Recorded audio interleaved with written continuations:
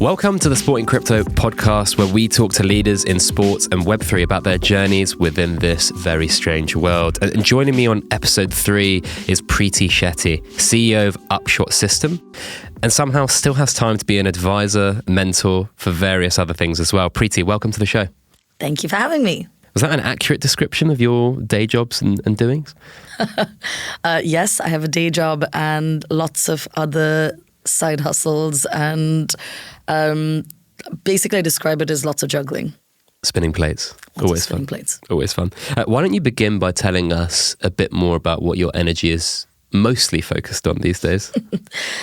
So mostly it's focused on running my business Upshot, which is a tech social enterprise that works with mostly sport organizations, nonprofits, to help them measure their social impact. So really looking at what data they collect to help them evidence their success or failures. And that's primarily what I do. Outside of day job, I sit on a number of boards, and so I'm on the board of a physical activity charity called London Sport. I'm on the board of an international development charity called Street Child United, and I am a director of Brentford Football Club. Not much then. Not much. Not much. And then Web3, crypto. I mean, I have to be honest, when we first met, I was like super surprised that someone with your resume and day to day was interested in Web3, but we've had some amazing chats since, and seen you at a lot of the sporting crypto events. What sparked your personal interest there? It's a good question. I mean, I don't think that I was necessarily looking for Web3. It kind of just found me. I think for me, it was really, lockdown gave me a lot, not necessarily more time, but time to delve into a lot more black holes. And I ended up sort of, I'd heard about it and people would talk about it. My partner got into crypto in sort of 2018, 2019. And I always ignored it. Like I'd walk into the room and I describe it as like I'd see these numbers on a screen and I'd walk straight back out because I didn't really understand any of the graphs and I didn't really care. And so, it was in my vision peripherally. I just never engaged with it. And then at the start of lockdown, I started to have more conversations with people and read a bit more and look into it a bit more, and then really found myself seeing use cases and applications that I didn't think I saw the first time around. And that for me was really like, oh, wait, what is this world that lots of people I know are looking at? But the thing that really made me delve in properly is I found it really confusing and overwhelming, and that made me want to understand it. And I found it incredibly male-dominated, and that aggravated me. And so the combination of the two was, I think I need to know what this is. And then the more I looked, the more I was like, oh my God, wow, how did I not see this before? Who would have ever thought that the intersection between tech and sport was like really male-dominated? I mean, I should have known, considering I literally run a sport tech company. I think for me, the interesting bit was considering I run a sport tech company, and I always say I'm not very techie, but, I do understand it's literally what I do for a living. It surprised me how little I understood. Like, I remember the feeling of having to read sentences multiple times because computer says no, literally. And so I was a bit like, wait, I don't understand, who is this written for? Because I don't understand it. And then I felt like, and it's a horrible feeling, I felt like I had to keep going to ask my partner or friends. And I'm like, what does this mean? Can you explain this to me in layman's terms? And so I really was like, the fact that I'm going to lots of men to ask them to explain things to me, like it just didn't sit right with me. And so I really felt like there has to be more to this. And then I was very lucky to find these like brilliant female-led communities on Discord, which I also hated because I was like, what is this ugly UI? But then I found these brilliant communities where lots of other women, people were asking the same questions, like, what is this? And I have to read this sentence 3 times, and what does this even mean? And so then I was a bit like, oh, right, it's not just me. And that gave me a bit more enthusiasm, I guess, to really start to look at it. And then the more I did it, I found myself explaining things to other people. And I was like, all right, this is how it works. It's not as difficult as it looks. There are just, I guess, a lot more barriers than I currently face in Web 2 sport tech. It's so well put. I mean, I like to think of it as a lot of the foundational aspects and the building blocks of crypto have been written for tech people, by tech people. And that is a massive barrier that's, I think, improving a little bit and has probably done since you kind of got interested in this world, but it still needs to go a long way. I mean, before we get into a lot more of this, can you tell the listeners, viewers, a bit more about the kind of career path you've had up until now and how that's kind of been? Yes. So as with everything I do, I accidentally fell into sport. I moved to the UK to do my undergrad in like media and comms. I didn't really know what I wanted to do. And I was sort of exploring. I actually started to look at like production, TV production, and ended up getting an internship, a work experience at BBC Sport. And I always say I took it because it was the BBC, not because it was sport. But I've always liked sport and ended up just having one of these like epiphany moments of, wow, sport changes people's lives and this is incredible. It happened to be an outreach project that the BBC was running. So very much what we would now term sport for development or sport for good. And I had this like incredible moment of this wonderful thing that sport is and the change that it can make to lives and communities. And I want to be part of this. I always want to have this feeling.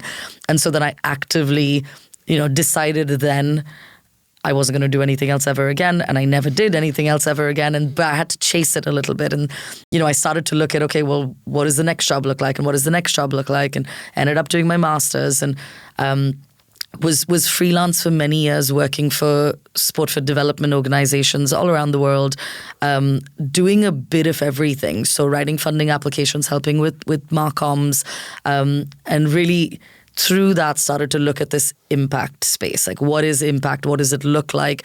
At the time, and I remember, nobody was talking about data.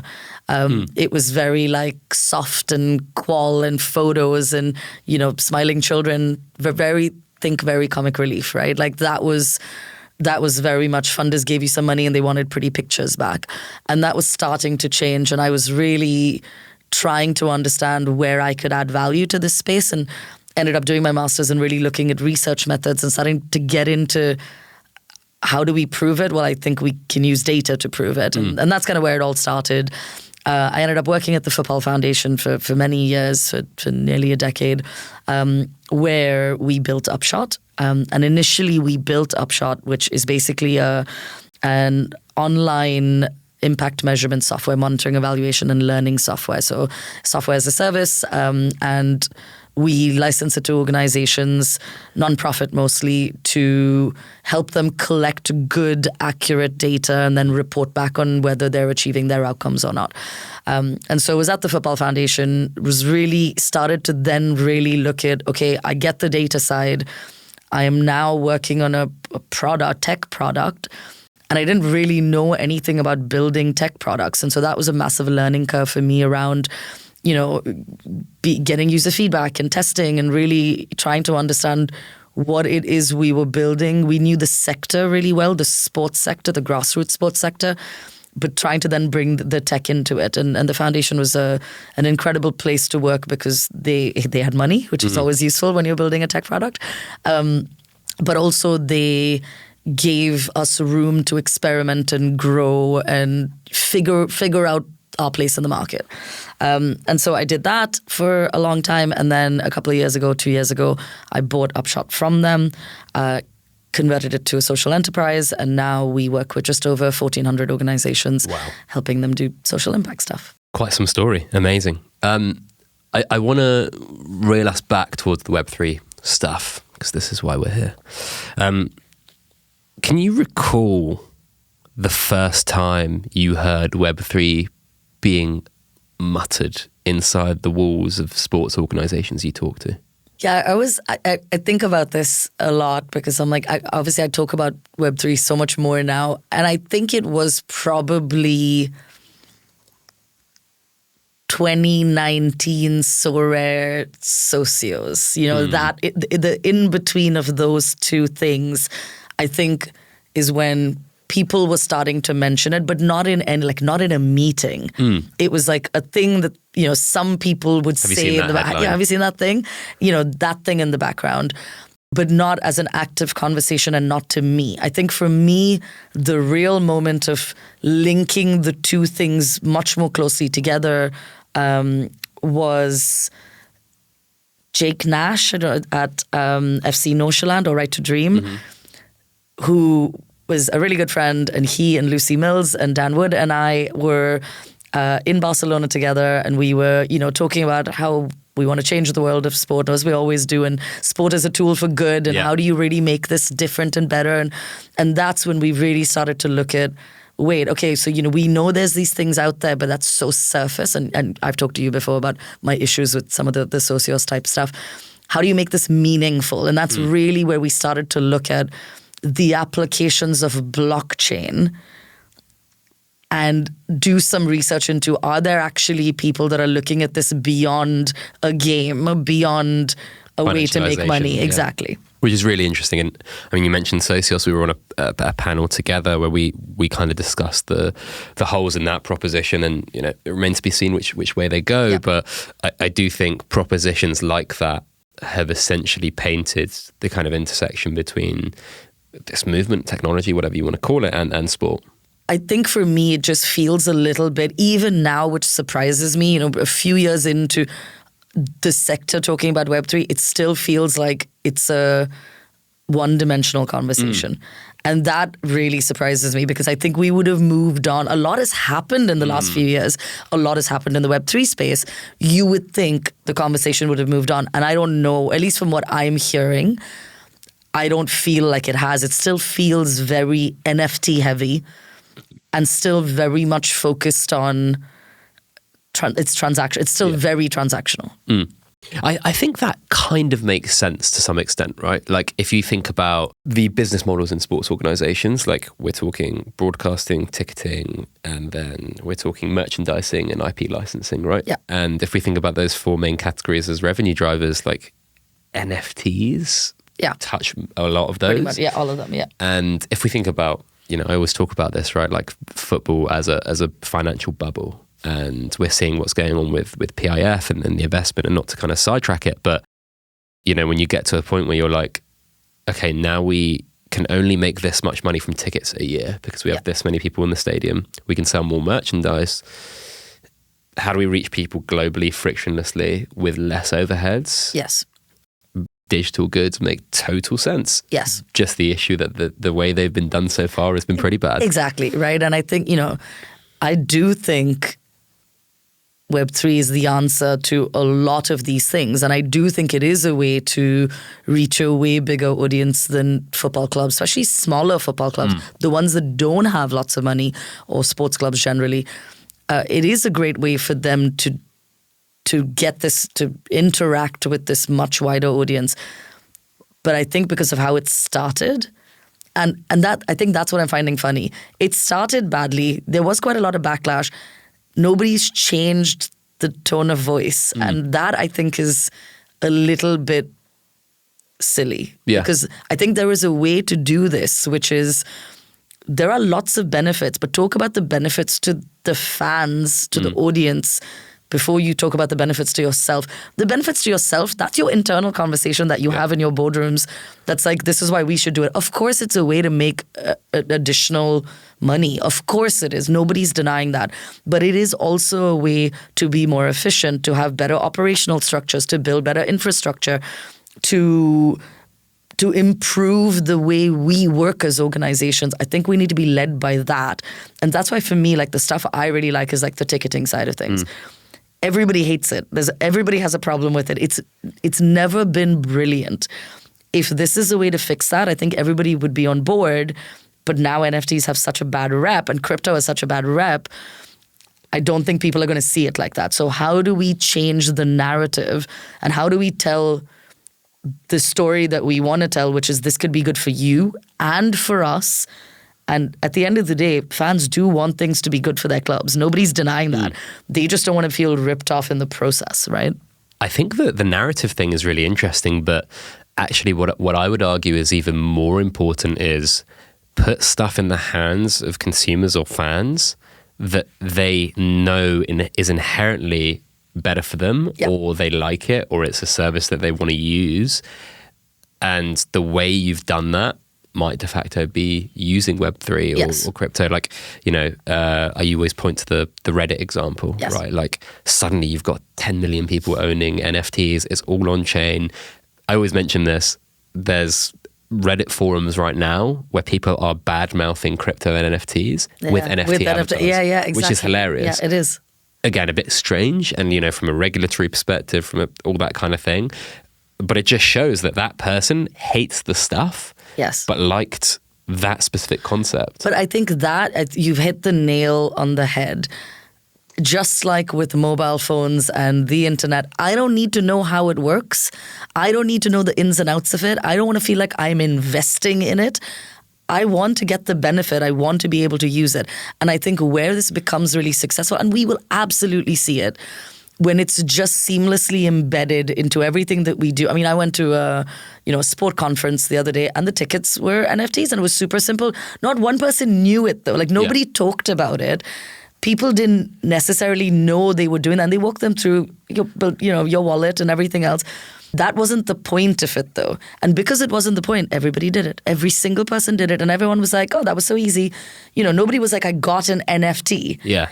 And I think that's the bit. It's like, it was at Spurs Stadium, and it was like it made it really easy to get in, and it only took me 3 seconds, and that's the stuff I care about. So how do we build this stuff in a way that we don't have to get everyone to buy into Web3? We just have to get them to enjoy the experience and the benefit it brings them. And therefore the goal, I don't think, is to convert anybody. The goal is to build products that are just super user-friendly and super easy. Yeah, it makes total sense. And I mean, going back to the financialization side of things, that's inherently within the tech, right? Like the ability to lift and shift a digital asset and do whatever you want with it means that there is going to be a subset of people that trade this or whatever. But that happens with physical goods, right? Exactly. Like, I know people that now make their living from trading sneakers or luxury goods. Yeah.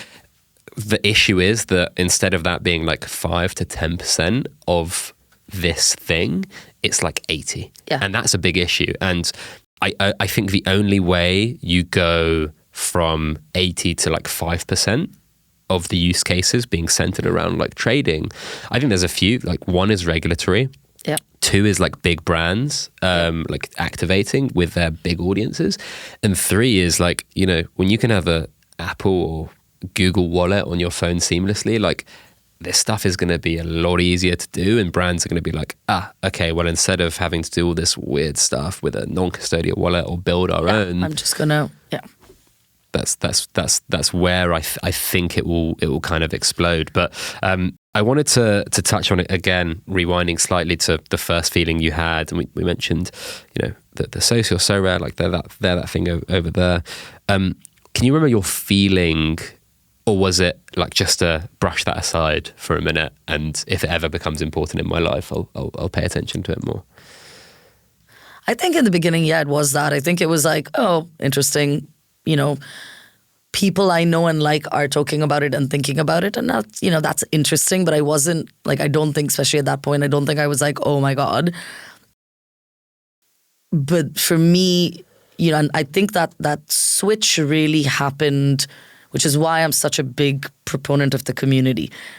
The switch really happened when I found good communities. And that's when I was like, whoa, I am so in. And all of those like female communities I was talking about, it felt like they were my friends, like, in that horrible, weird, like, I've never met you, but exactly. Like and I'm like, wait, is that, and I was sitting in dark rooms chatting to my friends, and I was like, oh my God. And it was a difficult time, right? And I think, for me, maybe lockdown had a lot to do with that.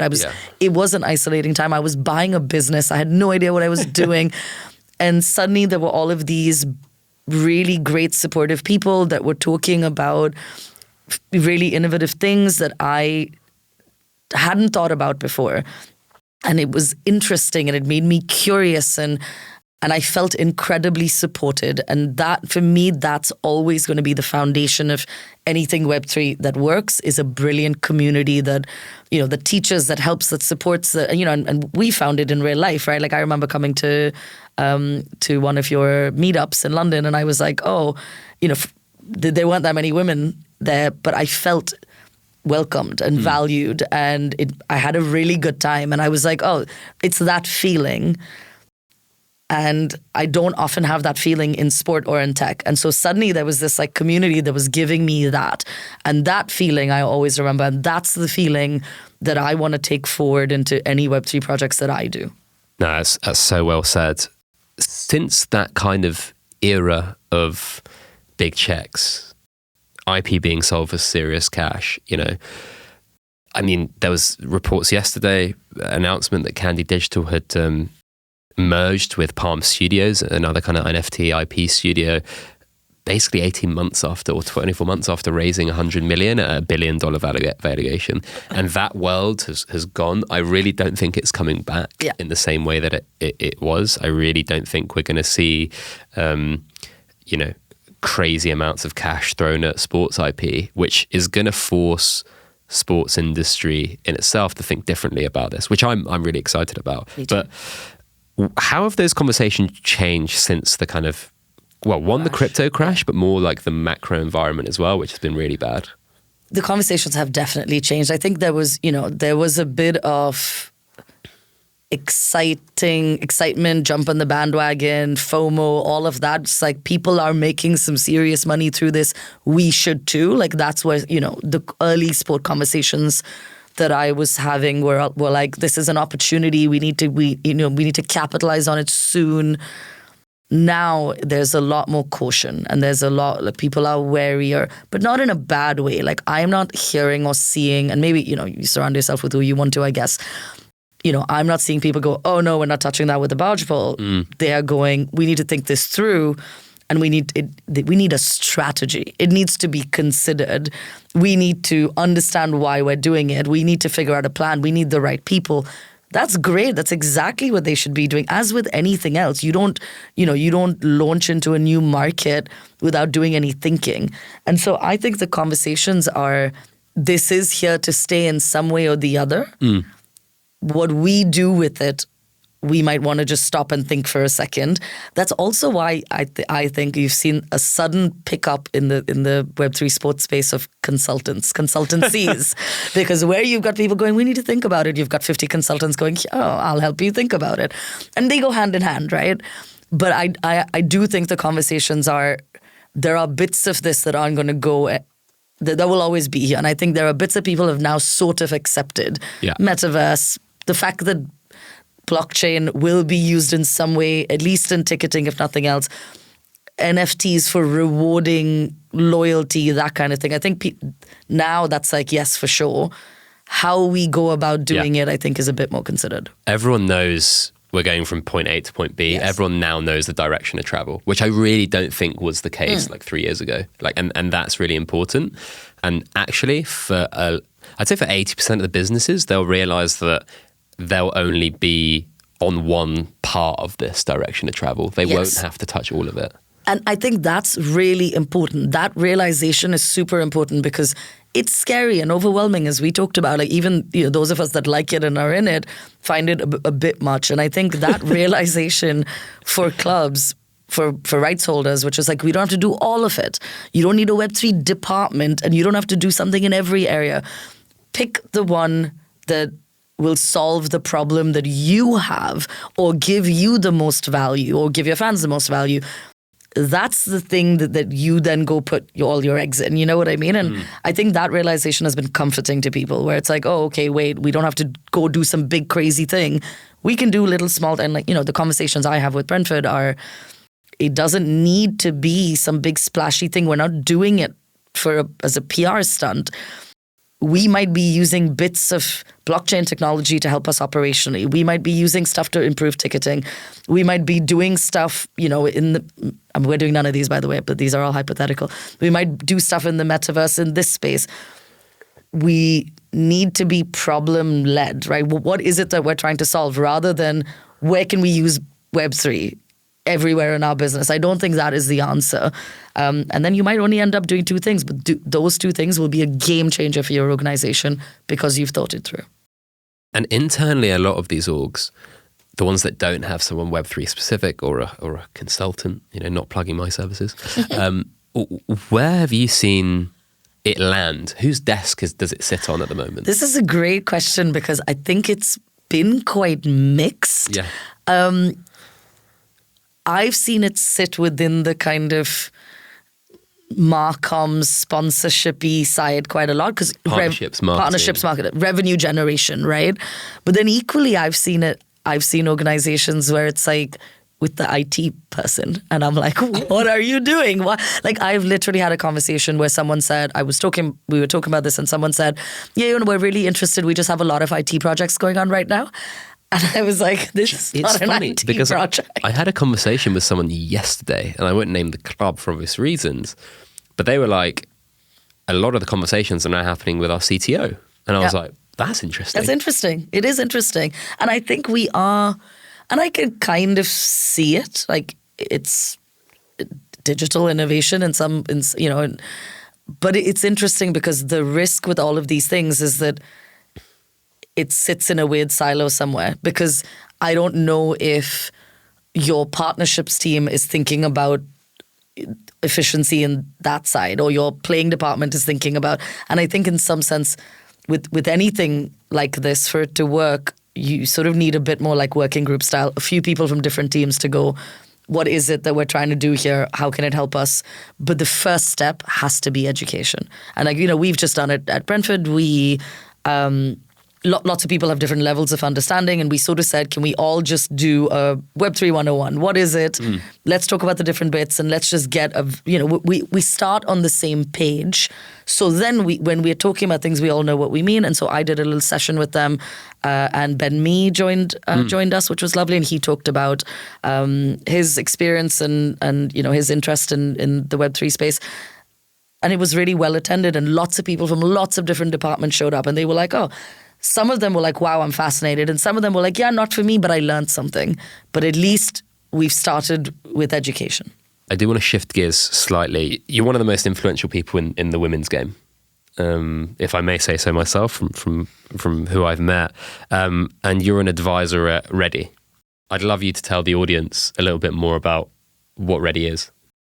So Ready is a community and advisory service that focuses on delivering education and learning to women's sport professionals about innovation, technology, and Web3. Basically, where this started is the brilliant Lucy Mills, who founded Ready. As we got into this Web3 space, we started realizing that, especially Web3 in sport, was largely led by men, as I said, but they were also only talking about men's sport. Nobody was talking about women's sport.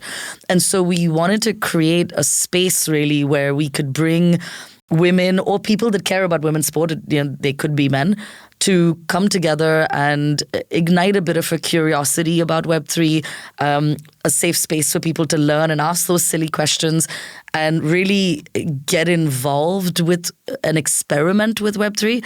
Our logic being, when Web3 becomes mainstream, because we believe it will be, then they will all be ready. And so whatever they end up doing, we've given them a base that they can then build on and come up with their own brilliant ideas to hopefully supercharge women's sport. That's awesome. I mean, one of the things I was fascinated by when I first started working in sport, professionally rather than curiosity, there's a lot of testing and innovation done in women's football, especially. Yeah. And I would have conversations with, former colleagues and people that reached out to me being like, oh, we're about to test this really interesting tech thing. And I was like, that's actually really cool. Yeah. Maybe it's never made it to like a bigger stage, but that kind of ground and culture for like test and learn, I found really cool. Yeah, and I think it's very telling of the sports and the people who work in the sport. One of the benefits of being slightly overlooked your entire life is you can do these things because all the eyeballs are not on you waiting for you to fail, right? And that, in some sense, that's why women's sport can do this, is because there's brilliant people that are looking, that understand that women's sport doesn't have the same level of resource that men's sport is going to, and it never will. Hopefully it will one day, but not in the foreseeable future. And so you have to be clever and you have to be innovative and you have to try and do things a different way. And because there's just that culture within women's sport that everyone's like, take a risk, do something, because, you know, we need to, because we're not going to do it the traditional way. People are a lot more open to, there's less barriers, there's less bureaucracy. People are like, oh, give it a go. Bootstrap it, go and figure it out, test and learn. And I do think it does mean it's a bit of a hotbed for experimenting and innovation, because it's had to be. And how receptive has the women's game been to Web3? Honestly, from our experience, really receptive, which, again, not surprised for all of the reasons we just talked about. But, you know, we did a Ready event a couple of months ago at Two Circles, and we invited, you know, just anybody who wanted to come, really, you know, a bunch of people, middle to senior management and working in women's sport. And it was a room of brilliant women mostly, but also men that said things like, well, we don't know a lot about Web3, but we want to learn because we then want to see how we could use it in blah, blah, blah, right? And I think the mindset is just, they never say no to anything without at least coming to it first. Whereas this, I feel like in men's sport, it's like, no, there's so many gatekeepers in men's sport that getting to the right person is super hard. Whereas here, the right people, the most senior people are always open to learning. And so they're like, yeah, I'll come, I'll give it a go, I'll have the conversation, and we'll see if it works for us or not. You're right in that it's not that they then necessarily go and do it, possibly because there isn't the money to do it. But the openness is definitely there. What do you think about things like Angel City FC in LA, who have been doing some amazing things? Yep. They've obviously, from a grassroots perspective, tried to incorporate some of this with some backlash, it has to be said. Yep. But it's obviously brave because they're a really big brand in women's football. What do you think about that kind of thing where a fresh franchise is thinking about this really seriously? I love it. I really like what they're doing. And I think in some sense, it is easier when you are new and fresh and you don't have all of that history and you don't have to worry about what, you know, these fans, old fans that have been there a long time. Because that's, you know, partly with men's football, with men's sport, that's what we're worried about. We're worried about othering. We've been your loyal supporters for so long and now you have this newfangled stuff that's alienating us. The benefit of being new is... that happens with like digital tickets. I mean, it's ridiculous. Yeah, it's everything, right? Yeah, So, you anything, change, any change. People just don't like change. Football fans don't like change. Unless it's new investment. But, you know, I think it is, when you're new, it gives you, and you have new fans, you're all on this journey together. And I think that's what Angel City has done beautifully is, we're not giving you something, we're not putting it on you. It sort of feels like we all came up with it together, even though we didn't, right? And that feeling of community ownership, that I think is really clever. And I think a lot more brands, you know, because women's sport, there's so much new that's going to happen. I think they will all start to be Web3 first, organically. Yeah. It will just be embedded. Or at least a pillar of marketing, right? Yes, within it, exactly.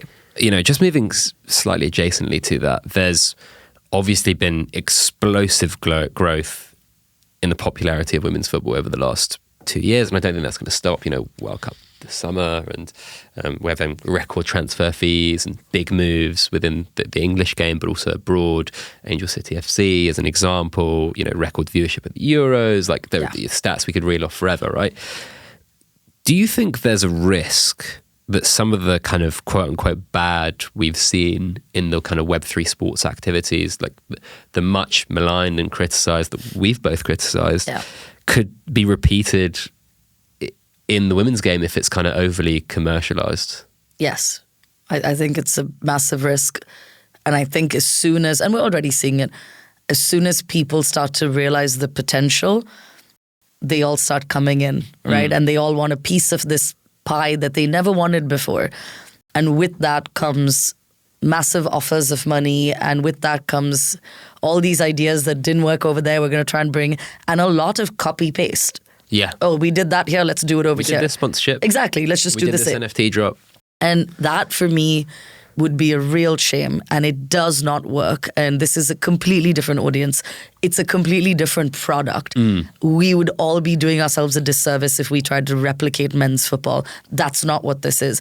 I think we can take learnings. I think we should be looking at it and saying that stuff did work, and maybe we can take something from it. But I do not think we should be trying to do the same thing. I do think it's a risk.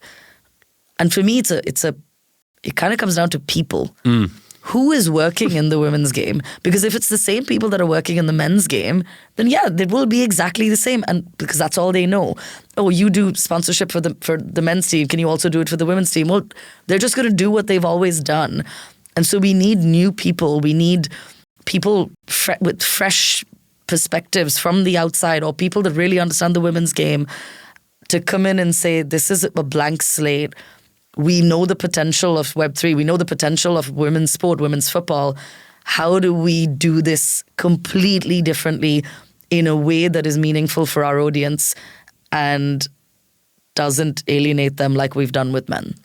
It's so interesting you say that, because when Coinbase did their partnership with the NBA, a lot of people actually don't realize it incorporates all the basketball in the States, right? WNBA, G League, NBA 2K franchise stuff, US men's national team. That was all in the same package. And it's interesting to hear you speak about that separation, because I do think on the soccer side at least, but for a plethora of other sports, some of it will be combined as one thing, but some have to realize that it's a totally different product. Yeah, and I think that it would be silly. I think we are at the point in time with women's football specifically. It's time to unbundle, because that will give it its best shot at doing this completely differently and really unlocking those revenue streams that, even if you just think about sponsorship, right?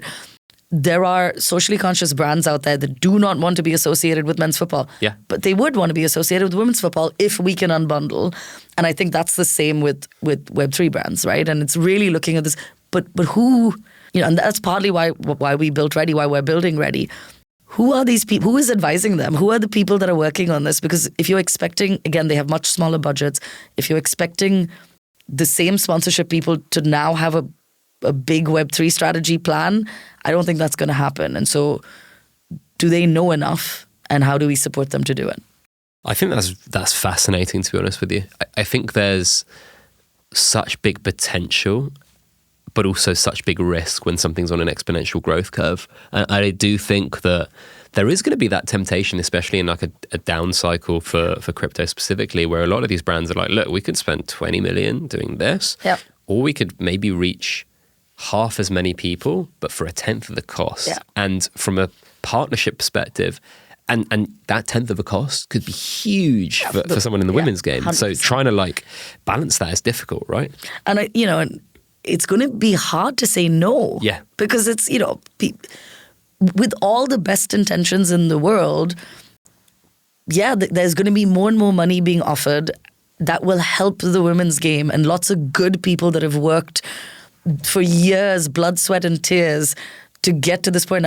Obviously they might be like, let's take the money and help the women's game. Yeah. Is that the right decision? Will you regret that decision 5 years from now? Maybe. And I think that's the concern, and that's the worry, is I don't want people to see women's football as weak. We need to know our worth. We need to know our value. We need to understand and articulate the potential. And then you can come and pitch to us. You know what I mean? The other thing that I didn't realize when I was kind of asking this question is, if you have someone coming in at a big ticket, but it's a crypto brand that may have a mixed reputation, or they might have a good one, don't know. That then becomes the baseline for future sponsorships. And, as a team or a brand or whatever it may be, where you're just kind of starting to hit those 7-figure sponsorship deals, if you can say, well, if we take this, not only is it really good money, but it's setting us up for futures partnerships, because if someone comes in to compete, they know the number. Yep. It's a really difficult decision. It is. And, and as we've seen with the men's game, but more so with the women's game, it's much more family oriented. There's a lot more, we focus a lot more on young children and role modeling. And so I think the brand associations are incredibly important. And I don't think I don't think anybody in the game is going to do this, but I do think it needs to be thought through a lot more because the decisions that we make now over the next kind of 2 years will shape the future of the women's game going forward and the future of those partnerships and how people value those partnerships. I think on that note, we'll take a small break. And before we move on to part 2, where we look at the future a little bit more, I need to remind you that this podcast is supported by the HPOL Foundation, who are an ecosystem accelerator of Hedera, the most used sustainable enterprise-grade DLT for the decentralized economy. Together with industry-leading use cases and globally renowned partners, the foundation is actively scaling Web3 consumer engagement across the metaverse, gaming, DeFi, regenerative finance, and beyond. So let's talk a little bit more about sports fans, right? Yep. Tribal, passionate. What is the biggest issue right now, and you speak to a lot of sports fans, that they have with crypto? I think it is a fear, right? Like a fear of not fully understanding it, worried about, the biggest thing. It's not regulated. They're like, people don't know what that means, but it's the word that you say. I think it is inherently a fear of losing money and a fear of feeling like you are being ripped off. Yeah, because sports fans have been ripped off. Yes, many times. I pay for an Arsenal season ticket. It doesn't need to be that expensive, Like, I mean, you've had a pretty good season, to be fair. For once, it's probably been worth it. And now, I'm paying it again next. Well, I didn't have one last year, but this season I will. But I paid for a lot of tickets last season. Yeah.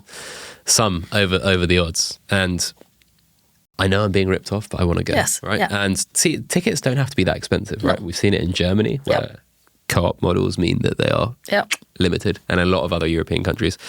A lot of people are like, game's gone, that kind of vibe. When it comes to Web3, that is like the utter end of the paradigm, including, foreign investment, etc., all that kind of stuff, where almost 99% of sports fans are in agreement where they're like, we don't like this shit. Yeah. Which, again, I think is partly ignorance. It's because they don't know. They only know...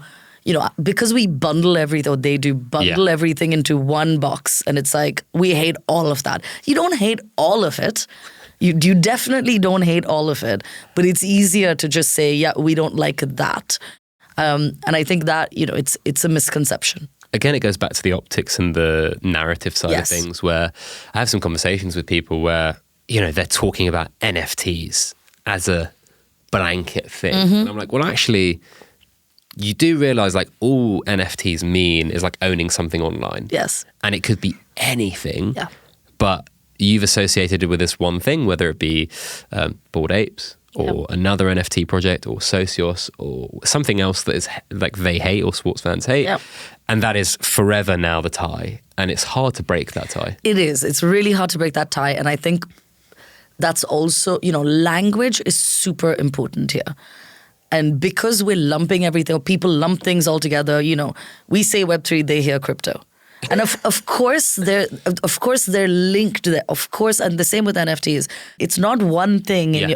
What you're picturing in your head when I say Web3 or when you say NFT, it's not one thing. And the more we can start to break that down, and again, going back to my earlier point, they don't need to understand how it works.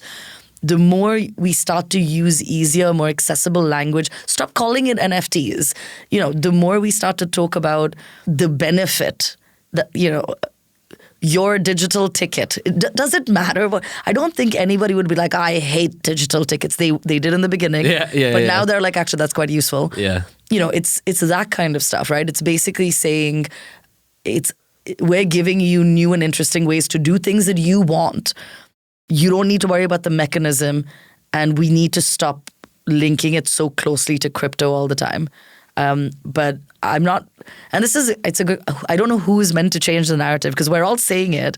Whose job is it to change the narrative? Because right now fans believe what they believe, and I don't think they're going to change their minds. And on that note, like, what do you think some of the biggest misconceptions are? Like when you've had conversations where you're like, oh, like your anger's coming from a point of like, complete misunderstanding. And I've had those debates on LinkedIn, Twitter, whatever it may be, where someone's like, this is just a QR code, right? Like, or everything to do with crypto is financialized. or whatever the kind of misconception may be, or even stuff like NFTs are Bitcoin. Stuff like that, like surface level stuff where I'm like, whoa, there's like 2 hours we need to have here, you know? And there's so many of those. And I think that's partly the problem, right? Is because there's no easily digestible answer for a lot of these things. And I think for me, the most common ones are definitely around money, around Bitcoin, around, you know, any of these things means I'm investing my money and I may be lost tomorrow. And it's like, what are you talking about? Like, I'm having a conversation about a memory of the day we got promoted. What does that have to do with you investing your life savings into? Because there is a lot of that, you know. But my dad he's going to invest his life savings into this thing. And I'm like, I think we're talking about totally different things here. And so I think there's a big financial misconception around this is about you investing all your money, but no, if your money isn't protected. Also, you know, let's be honest, your money isn't protected anywhere. But as we've seen with banks, but I do think the struggle is the other one is the environment stuff. Oh yeah. It's like, like what a, like, you know, it's just the thing that you've been told. And so why do you hate it? Well, the environment. And it's like, well, actually, and interestingly, when we did the session at Brentford, that came up and Ben Mee actually explained it really beautifully. But, you know, he talked about proof of work and proof of stake and like went through his reasons, because he also talks a lot about sustainability. And it's like, how do you talk about both? And he was like, I think we need a whole session on this, right? And I think it's easy to pick up on something that you've heard, that you've read, and say that's the reason you hate it. Yeah. The only way that we are going to change those misconceptions is by easy, bite-sized education. And, you know, even if that's like a little explanation on what each of these things are, a little explanation on like myth busting. Why isn't that true? There's a great article on our LinkedIn show notes by Alex Amsel, which is, I think it's 18 misconceptions gamers have about crypto or NFTs. Yeah. And if there's a crowd that hates NFTs and Web3 more than sports fans, it's gamers. Yeah. And some of the I remember reading it and being like, that's not actually a thing, right? People don't think all NFTs are Bitcoin or that all NFTs are bad for the environment or all these kind of misconceptions. But it's like, it really is a thing. Like if you go on a Twitter announcement to do with anything to do with NFTs and you go in the quote tweets, I guarantee you 50% of them are just either people who don't understand, or two are talking about a misconception that is no longer there. And it's crazy to me that we're still having to bang down the hatchets on that. I just think the whole thing needs a bit of a rebrand, to be honest. And then people will love it. Web3. Yes. Yeah, I think we need another one. And I kind of think, you know, you get the right, it's a shame to say this, but you get the right person to sell it and you stop using the words they don't like. And I guarantee we could talk about the same thing and people would be like, that's an amazing idea. Yeah. It needs to come from different people saying with a totally different narrative. We mentioned Reddit earlier, like a perfect example. I remember when 100 Thieves launched a digital piece of memorabilia for a 2021 esports championship. They used 3 sentences in their comms. It was like, we've won this thing, we're celebrating with our fans, here's a digital version, here it is for free, no money involved. That's it, exactly. And a lot of people were like, oh my God, they're doing NFTs, like blah, blah, blah. But it got 800,000 claims. Yep. So majority of people viewed it as successful. Same with Reddit, you know, 7 million unique wallets we're seeing with .swoosh now. Yeah. I'm 100% certain that of the 400,000 people on that platform and .swoosh, whatever it is, still in beta, I guarantee that there are a lot of them where this is their first ever Web3 experience. Yep. And the reason it's their first ever is because it feels like what they've been doing and it's just online. And I think it's the gifting, right? Just gift first. Like that first interaction is the most important one. And if you get that right, and you know, you've heard me talk about this loads, it is just about rewarding meaningful engagement, reward loyalty. We had a great season. This amazing thing happened. We want to give you this thing. Like, you know, it's always like looking back and like think about what do sports fans love the most? They love being able to say they were there, right? And it's like, oh, I was. And the further back you go, there are often more people that say they were there than there was place in the stadium. But supposedly they were all there. to be able to start to distinguish yourself from your mates, from all those people, and be like, yeah, I was there, so was I. Oh, really? Where's your? Because here's my proof. Here's my thing that I got. Fans are petty. They like that kind of stuff. They like to tell their mates they're wrong. Yeah, I like being able to say I was there for the Giroud Scorpion kick. Yeah, exactly, right? And it's like you think about our lives in general. That is a driver of why we do things. FOMO is a driver. Being able to, I don't want to miss the next moment. I don't exactly. And so, he got one, I need to go to the next one. It's that stuff. But give it to them. Just give the first one, because I think if you have a good experience and then you see the value and then you're at the pub and you've told all your mates and they're all like, what? I want to go to the next one. And once people start to get it and they realize it's not a scam and nobody's trying to, then fair enough. If people value it and want to pay for it, nobody's saying you shouldn't make money from it. Make sure that people get it first and they've had a good experience and they've benefited from it in some way before you can say, here's another way we're trying to take your money. If I then, to your Arsenal point, if I then want to give you my money because I've loved it, that's on me. That freemium model was really important, or really interesting rather. I think we saw with Manchester United, the 800,000 claims or whatever it was, and then they sold another 7,777 because of the amazing number 7 at Man United for, I think, £30 each. Yep. And they sold out really quickly, like clear validation that people wanted it after they built this community. This isn't groundbreaking money for a club like that, but it is a very interesting way to kind of look at it. And I think it's that, right? It's like, don't do it because it's currently going to be your biggest revenue stream. It isn't. Yeah. But you're building you're building a community. And £30 is a great price point. Actually, you know what? I would buy lots of things that I don't even love because I'm like, it's 30 quid and I don't want to miss out, right? But once you start to do that, then you engage with them. Then you ask them what they want more of. Then you build this connection and this engagement. Then you do another one, and then you do another one. And at some point, this starts to become a really active community, potentially of people that aren't coming to your games, potentially people that, wouldn't buy tickets because they're so expensive. But this is their way of engaging. This is then your way of engaging with your international crowd and your global audience. It could become a brilliant standalone revenue stream that actually makes you significant money. But you have to put in the work in the beginning. Yeah. And if you're going in at, I don't know, £150 for, I don't know what I'm getting, and then... Might happen, might not. Might happen, might not. Then goes badly. I had a bad experience. It didn't work in the end. You know what? I feel fleeced, yeah. Yeah, absolutely.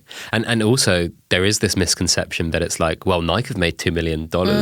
Why can't we? And it's like, well, they have hired like an entire team. Exactly. Spent loads of money building a platform, acquired Artifact for undisclosed, but rumors of hundreds of millions of dollars plus stock options or whatever.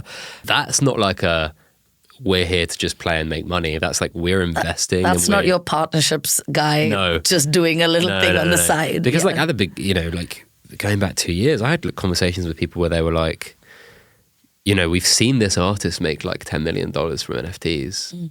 How do we do the same? Like surely RIP from X soccer club or X American football club team is going to sell way better than random artist on a blockchain.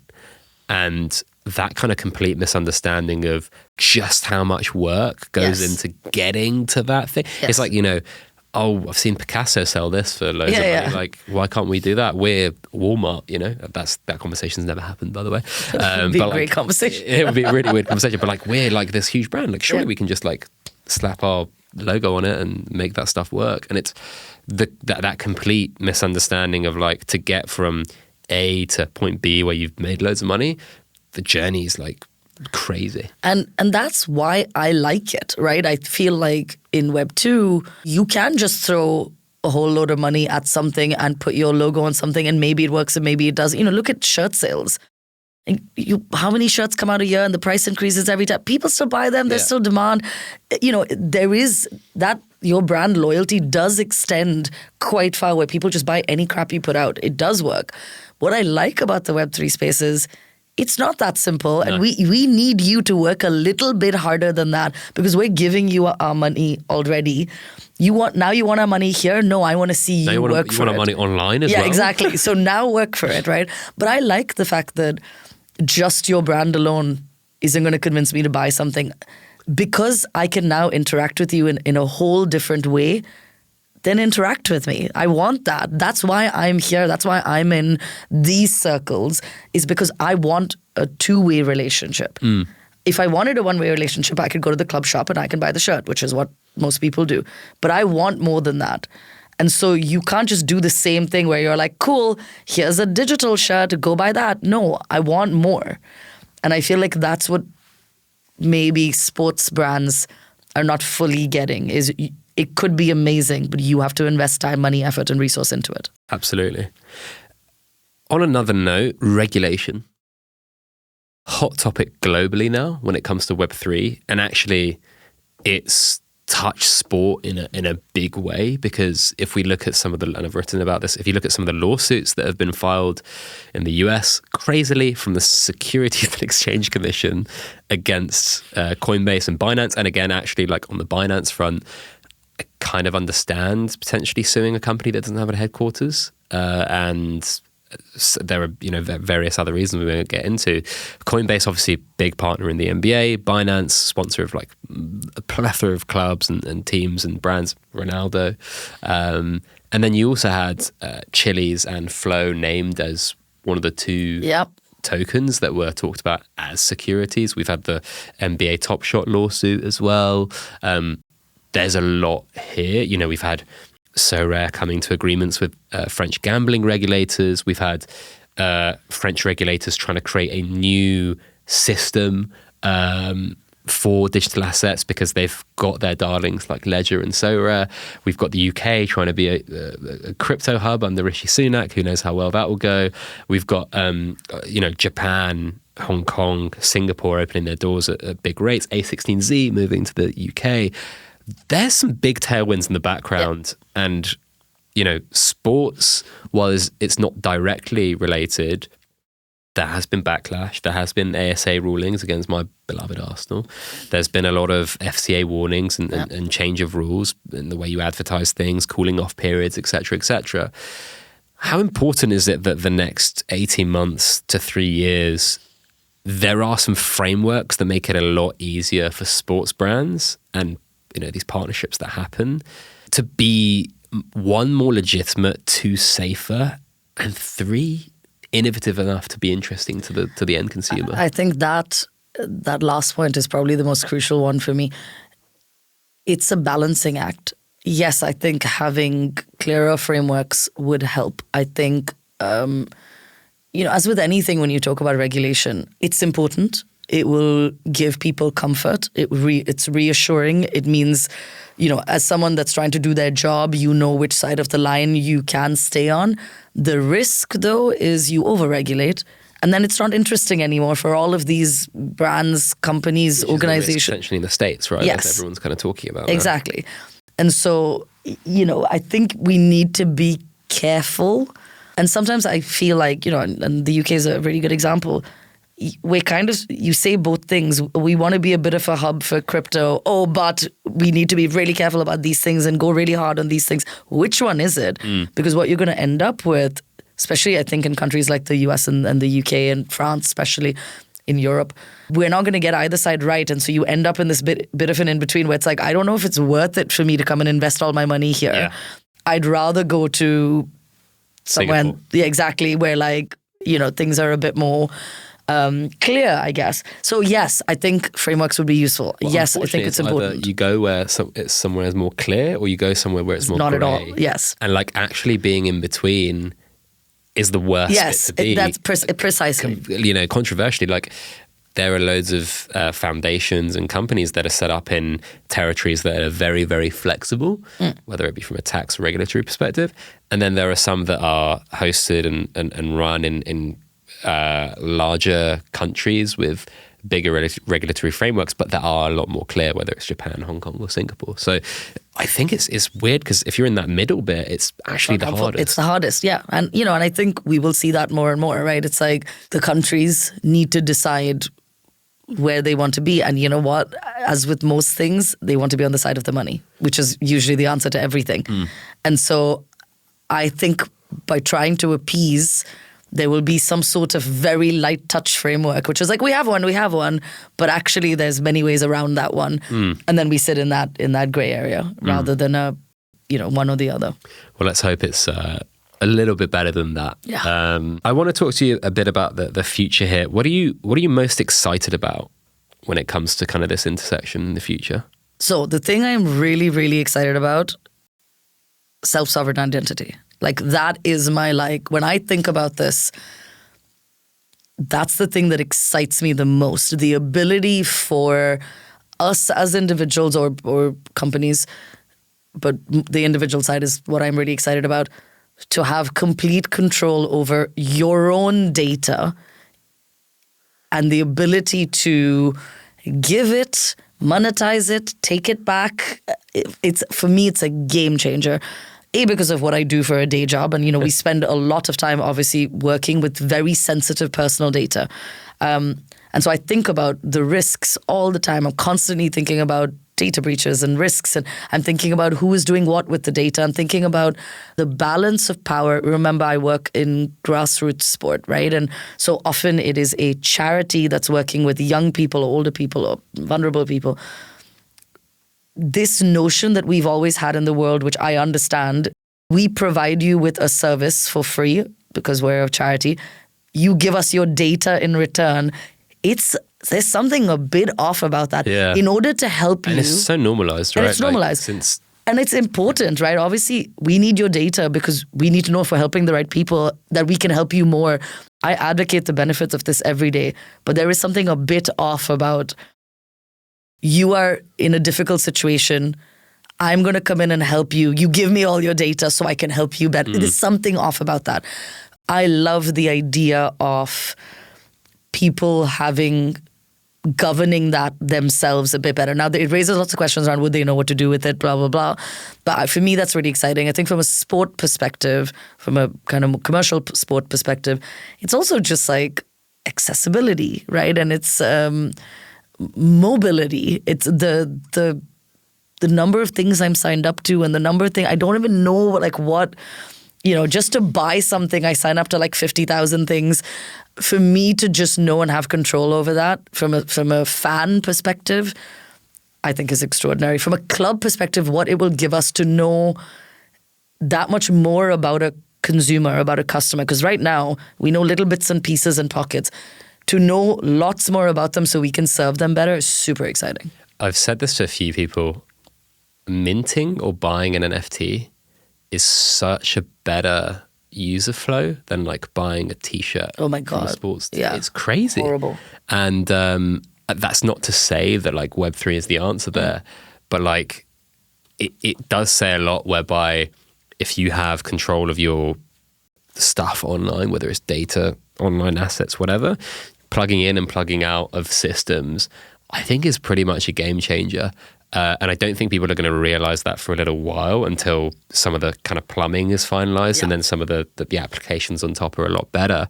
But that's a complete game changer, being able to move, and lift and shift your digital identity from one system to another. Crazy. We're so used to Google, Twitter, Apple, whatever it may be, being our digital footprint from A to Z. Yeah. And look, I don't think there's going to be this utopia where that completely changes, but at least if that is the alternative and the incumbents have to come closer to that alternative, it's going to make a big change. It's going to make a massive difference. And I think, so many different use cases for stuff like this, right? It's even we were talking about gaming earlier. It's the amount of time that, what I think about me, the amount of time I spend on certain things, and I get to a certain point and then you start from scratch all over again the next time you do it somewhere else. Not having to do that is life-changing. And you're right, I don't think it will be, at least immediately, as simple. But me not having to rely on, by no choice of my own, a third party, a middleman who knows everything about me, but I don't know, I don't know as much about me and what I've done than Google does, and that's kind of weird. The best explanation of NFTs I've heard, for example, is we used to buy books. Now I still buy books. Yeah, okay. So do I. Some people buy digital books on a Kindle. Yes, true, yes. I own the book. I could burn it if I want to. I could throw it out of the window. I could give it to a friend. Yes. I can't do anything with that digital book on my Kindle. And actually, Amazon could just say that's no longer yours. Yeah. It's happened in the past, Well, right? yeah. Didn't they buy, what was it called? They bought some book thing, and I think now it's just they shut it down. Unlicensed. And obviously, if you had the book, you just don't have it anymore. Yeah, exactly. That's literally happened. And it just like, why have we made it a worse digital experience than the physical one? It makes no like, we have NFTs and we use them all the time. They're just not actually NFTs because they're not our own.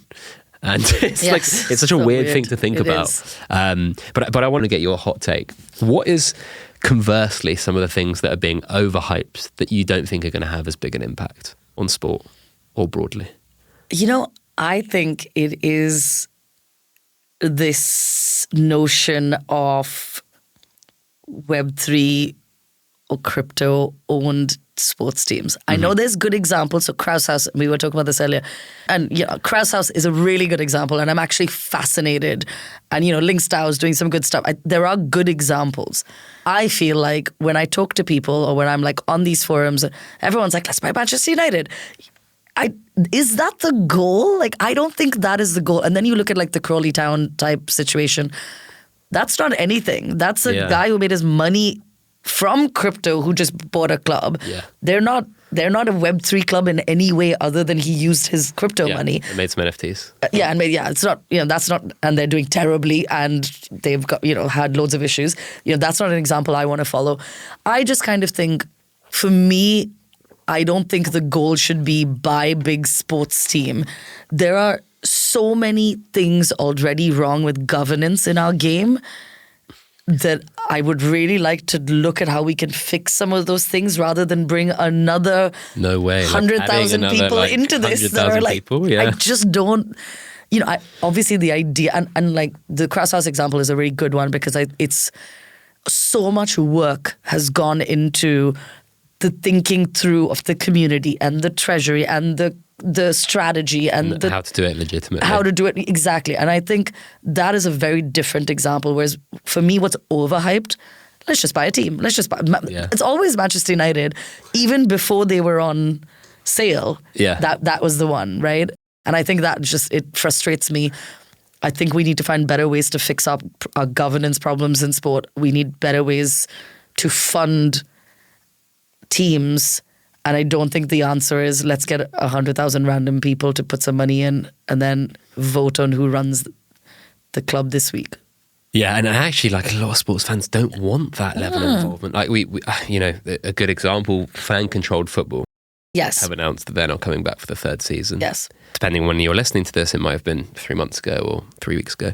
But again, that to me was always like, do fans actually want to have that much involvement? No. And actually, some of the numbers behind how well they've done are pretty impressive when you look into it. But still, the scalability and the everything about something like that, where there is so much involvement to the nth degree, I don't think make that much sense. I think, if we look at kind of real world, supporter run clubs, right? If it is your club in your area that you know inside out, that you are choosing to volunteer your time for, yes, I can understand how you might want to, and you also would be qualified to make those decisions. That makes sense for me. If it's 100,000 random people that don't even know where your club is, they are just investors. Yeah. And therefore, and very small, and they think it's cool. They should not have a say in how your club is run because they just don't know. And I think that is the big difference, right? It's like, I don't think your average fan wants to make major... We go to football because we love it and it's a distraction and we care about it. And I don't want it to feel like work every single day of my life.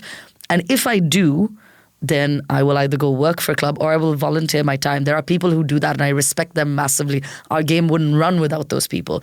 But not a faceless, nameless person that has maybe put 50 quid towards something. They don't care whether the groundsman gets fired tomorrow. I care. And I think that's the difference. The last kind of topic I want to talk about is where you see Web3 impacting your career over the next 18 months. And, we were talking off air a little bit about public goods and something you're really passionate about because this is like where you've worked for the past decade or so. A lot of people don't realize that you do have the kind of rampant speculative nature of crypto, but the other side of it and how crypto was born, there is this kind of egalitarian public good idea. And, Vitalik Buterin talks about this a lot, the founder of Ethereum, where he says, I don't see anything wrong with Bored Apes. Fair play to them. They've made loads of money. They should be donating some of that money to like public good projects. And a lot of blockchain foundations, a lot of companies within this space are on the public good side. I mean, we were talking about Nouns, who are an NFT project that sell a Noun NFT every day for 25 Ethereum, or Ether rather. And their whole thing is going and funding public things, which is really interesting. And again, wonderful. I don't know if we're going to see something that crazy and experimental in sport, but I do think there are learnings we can take from kind of both sides of like grassroots football, sport generally, and also the kind of public good nature of some crypto stuff. There must be something that intersects in an interesting way. I mean, for me, there definitely is. Like, this is the side of it that I really care about, that I am really interested in. And if it was up to me, what I would like to focus all my time and energy on. Obviously, I've got lots of other things going on, so I can't do that right now. When you think about the notion of a public good, so a public good, something that is for everybody, is given to everybody for free. The biggest point of a public good is just because I have it doesn't mean there's less for you, right? That's the whole point of it, is there is enough for all of us. And this isn't about, I'm going to take 5 of them so Pet has none of them. And when you think about what public goods are, parks, green spaces, football is a public good. It was built as a public good to start with. Sport, recreation, play. It should be for everybody. It should be free. Just because I do it doesn't mean you can't do it. It's inherently built into the DNA of sport. But what we have gone and done with it is put loads of barriers in. No, there are only 100 tickets. No, they are priced at X amount. No, you need a TV license to blah, blah, blah. We did that. Sport, it was a public good, and we decided it shouldn't be. And for me, thinking about Web3 and how we can break that down and build a different kind of football, another type of football, Game B, right? How do we do this all over again, where it is for everybody and you don't get to take it away from us, you big broadcast company or you big investment fund, because we are reclaiming it and it is ours. And the will is there, and the how is what I was going to ask. The how. So for me, the how is a bit like Nouns DAO. Like for me, the how is a different way to invest. So rather than, I work in sport for development. We work with people like Common Goal, and there's lots of funds out there. We work with big funders. They fund institutions, charities, normally NGOs who do the work of the government. Brilliant, but there are too many charities out there and they're fighting for the same money. And in order to get that money, they have to prove all these things. Why? Why do it this way? We believe in this. We care about sport. Why don't we all fund sport to be a public good? So when you then start to think about what treasuries could do, and you start to think about how I don't want all of this red tape. I want sport to be free for everybody. I want everybody to be able to play it. And the mechanisms, the trust mechanisms, the transparency mechanisms that have always been an issue around funding. I'm a grant giver. I give you money. I need an audit trail. Actually, that's all built in here. Yeah. So you can see I don't need all that stuff anymore. You can see the first proposal, you can see the second one, and everyone involved can see it. And that, so great. So that's already done, as if it was made for this. We're then saying, well, actually, we need momentum. You need tipping points. You need masses of people. Well, where do we have masses of people with money sitting around that all care about sport? We have them online. So let's get them and galvanize. And so, I'm seeing this, like what I would love is some sort of investment fund. And also remember, female entrepreneur that struggled to get money. And I had an existing business. Like I'm always like, if you wouldn't give me money, who are you giving it to? I'm brown, I'm a woman, and I've got an existing business with 1,400 clients. So I think it's about investing in people differently and investing in people who want to do good differently. And so for me, it's a Sport for Good investment fund, focused potentially on young entrepreneurs all over the world who want to use sport either as a tool to do good, like we see right now, or I love the idea of physical infrastructure. So can you all own your local football field? Do you all have a token that means you own it forever and you're invested in this thing, and that is, that's your legacy, and nobody can and you can trade it and you can sell it. That's your choice. And it's not too different to a co-op model. No, it's just exactly. a digital version. Yeah. So I think it could be incredible. I think there are loads of brilliant people out there that are looking at how do we do good differently, and this notion of regen, right? Like looking at. And the more I get into that space, the more I'm like, there are brilliant, brilliant people that are trying to problem solve major social issues like gender equity and poverty and climate change. And actually, they're coming together in a much more collaborative way than I've ever seen before to say, can we use this new technology and aspects of, and the ethos it was built on, to supercharge doing good? And just completely turning it on its head. I don't need this fundee model, grantee model, where we have all this red tape in between. You want to do good? Well, here are a whole load of people that can help you. Because, often when you think about entrepreneurs and founders, you're one, you're not good at everything. Like, I'm good at this bit and I have the idea. I need the money. I need the skills. Well, you know what? Let's all come together with that collective goal, and everybody adds their little bit to it and we all benefit from it. That's the whole notion of this, right? So yeah, I'm excited. I just need many, many more hours in the day. That sparked a lot of ideas in my brain, I must say. Let's go put a crazy proposal into Nouns now and then get every football club in England to match it. Yep. Oh my God.